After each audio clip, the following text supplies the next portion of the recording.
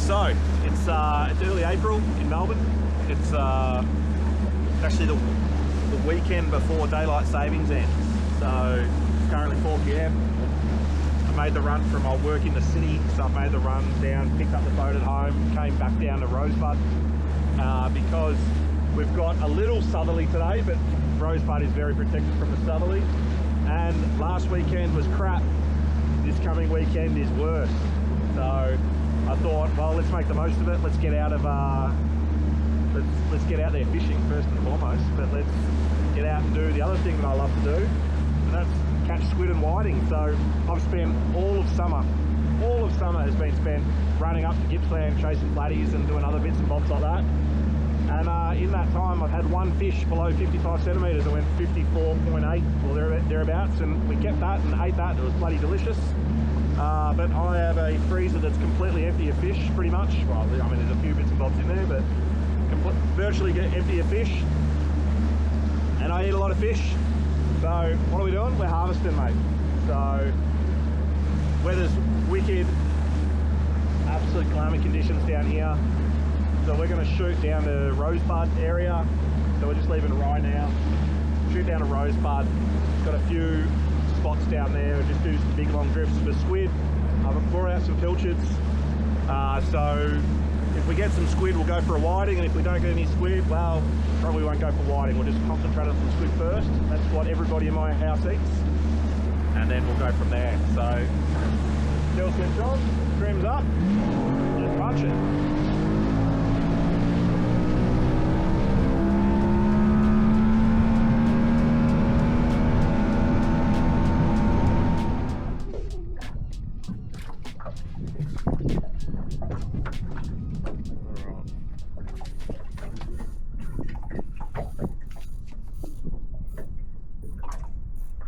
That's a good squid. That's a real good squid.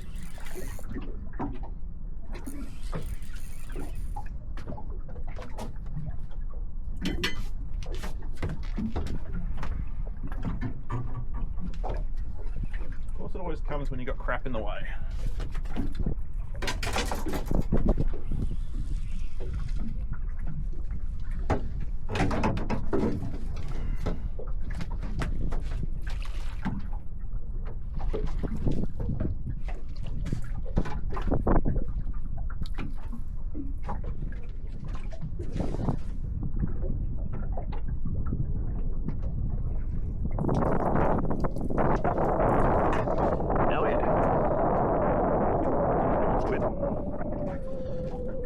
That means we've got bait. So,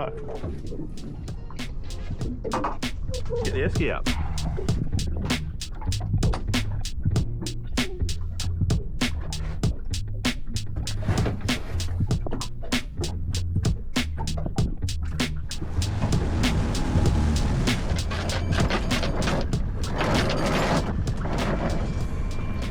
Alright, as I was cruising along, I genuinely think I've committed the cardinal sin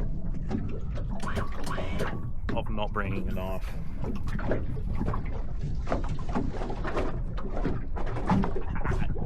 Spoke too soon. Alright, barely. I don't go too crazy. I put some in whole, some in cut.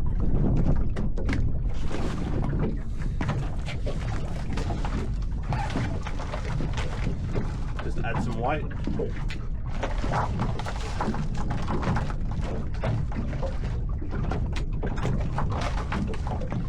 And then the favourite trick is, the favourite trick I really love after you put a whole bunch of sinkers in there, is at the end of the session when you go to empty out your burley pot, you dump all your sinkers overboard. It's the best.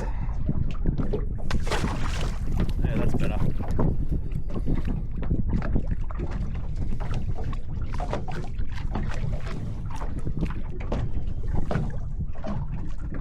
That's on the bottom.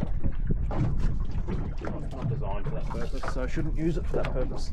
Oh. Good squid. Great squid, to be honest.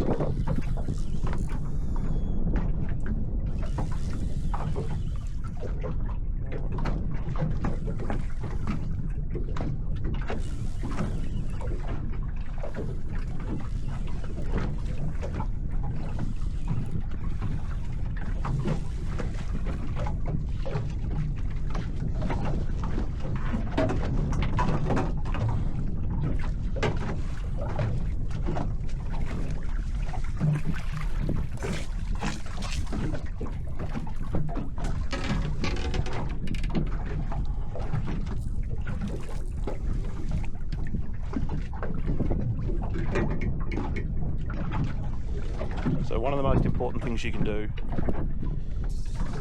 is get your bloody jig back in the water. Little squiddy, get him for bait. Alright, so we're running 3 different rigs today. I'm actually really keen to just suss one, just purely out of interest. So fairly stock standard paternoster. I've ran the leader, much longer, but twin hook rig, sinker, pop it on, nothing fancy. Now what we'll do, the burley pops down there, tide's running that way. I'll get that squid rod out of the way, click that over there so it sort of drops just past the burley pop. All this line out that's all dry and crap. Get this right away.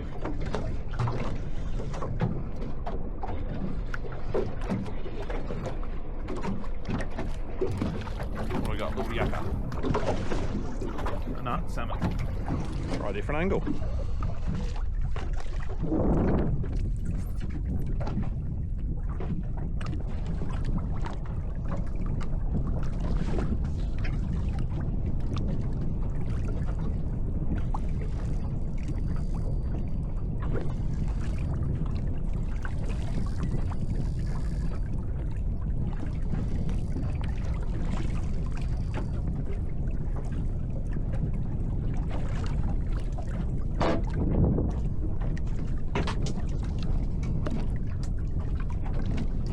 Another one going.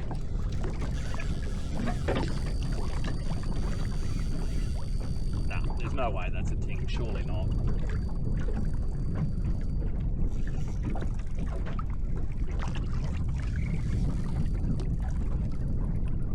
There's no possible way this is a ting. A lot of weight though.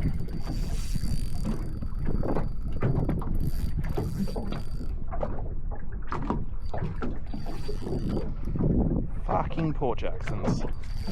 They're the bane of my existence.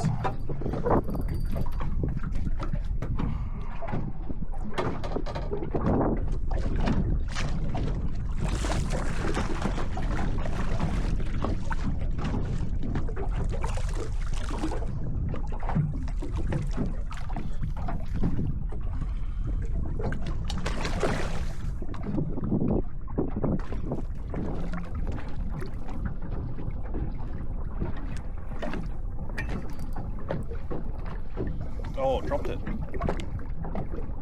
Bastard. Alright, time to fish one rod. Yep, we're back on.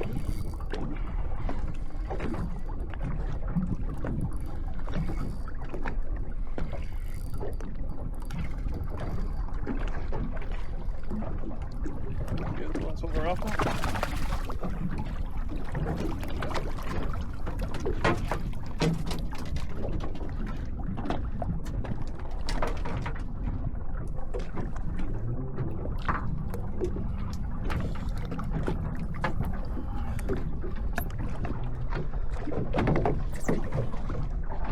Nice whiting. Now, this is not pretty, but it's unfortunate, it's a reality. So these things flap around like nobody's business. You want to put them out of their misery quick, grab their gills, neck snap. It's not nice, let's face it, but puts them out of their misery instantly. It's the most humane way, I think, that you can clean them up. But there, get the slime off. Spade away. Don't put the spade away. Get the fish. Oh.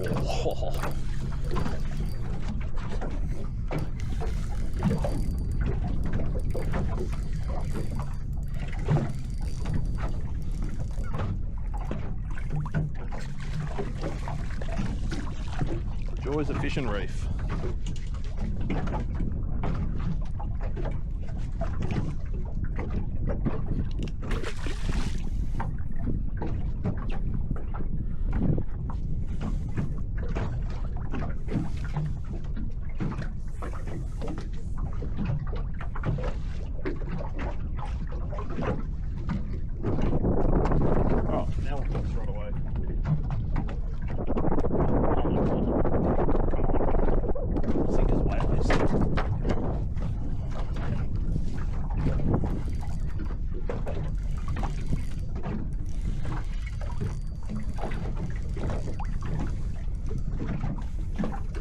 good floodie.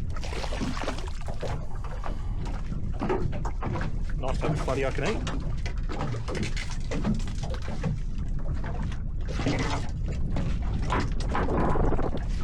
Don't.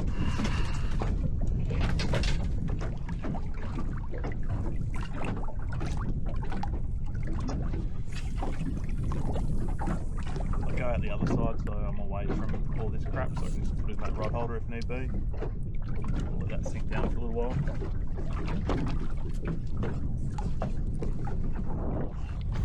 Big boy.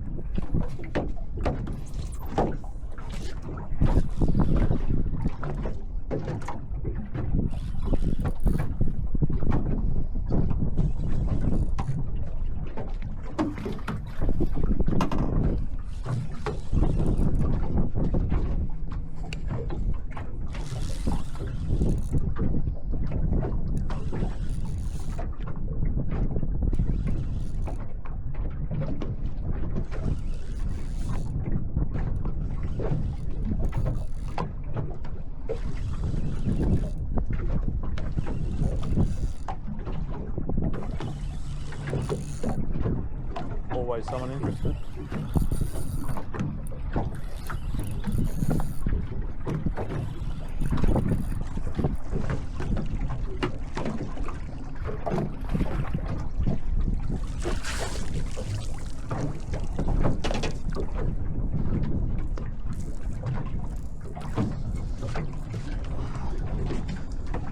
First things first, we'll get the jig back in.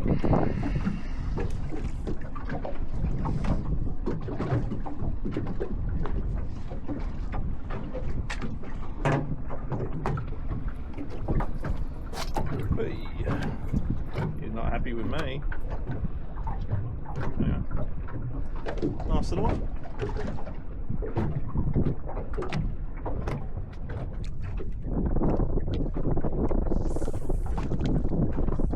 So what I've learned about Beto fishing, it's meant to be relaxing.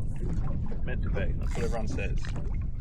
The reality is, at times it's far more work than casting lures, because you're not worried about just one rod. You're running 3, maybe 4. Really just depends on the situation. If this tide was a bit slower here, I could manage 4 rods. Like, it gets chaotic from time to time, but I could definitely manage 4 rods. But here, in this tide, just ripping through, 3's more than enough. Maybe we'll give it a bit of this action, see what's good.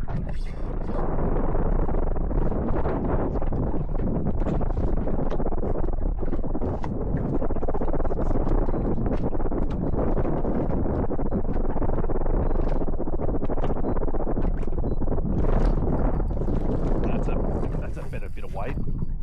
That feels like a ting. It's a good ting too. Oh, don't do me.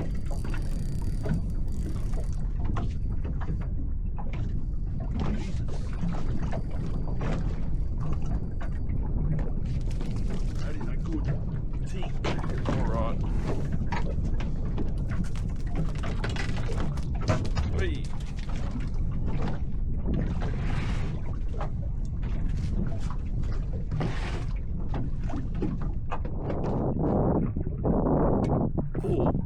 Good squid, good squid. Oh, maybe not a good squid, but it's a squid.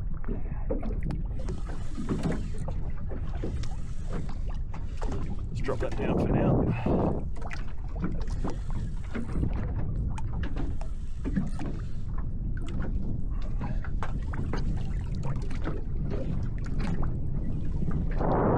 I've just got him on the cans.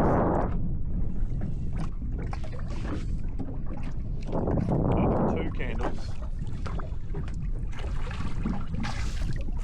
Beautiful.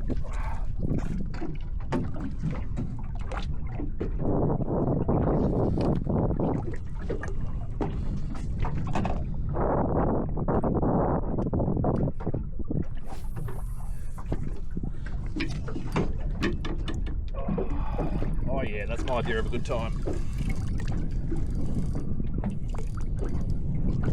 Oh, that's upsetting. That felt like it had the weight of a whiting then.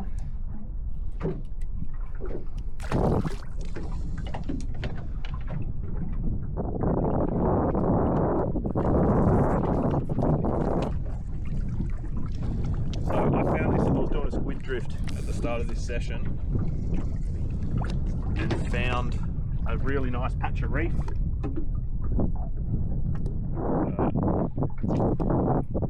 Nice little tacker, it's a perfect eater.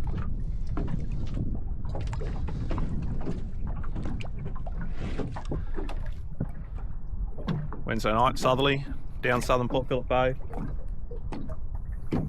Just get one last bit of enjoyment out before daylight savings goes and the winter misery hits. Yeah, that is a sign for me that it's game over. When your rig looks like that, it's going to call it anyway.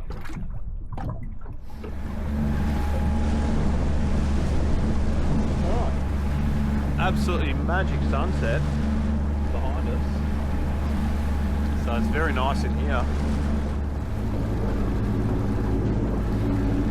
Big boy boat.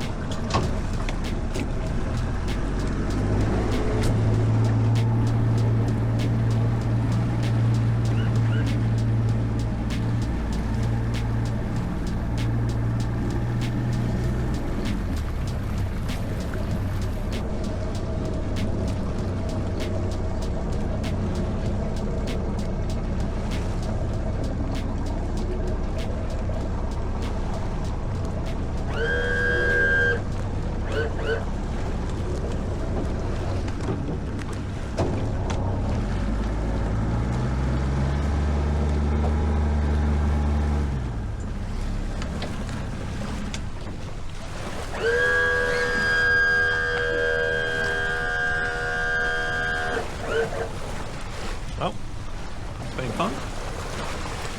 See you in the next one.